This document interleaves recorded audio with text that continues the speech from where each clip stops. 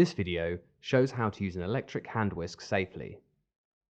It's important to be very careful when using the electric hand whisk so that fingers or long hair do not get caught in the beaters.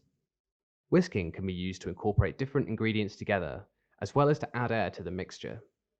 First, pop the beaters into an unplugged handheld electric whisk. Then plug it in and switch on at the socket. Holding the whisk in one hand and securing the bowl with the other, place the beaters into the mix and turn on, starting at the slowest speed. Move the beaters around the bowl to mix all the ingredients together. While you're whisking, you can slowly increase the speed. When you have finished whisking, reduce the speed and lift the beaters just above the mixture. Place the whisk down, switch it off, and unplug it at the socket. Then remove the beaters.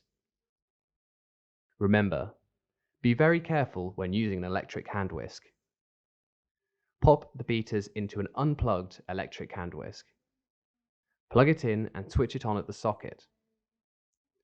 Move around the bowl to mix the ingredients together.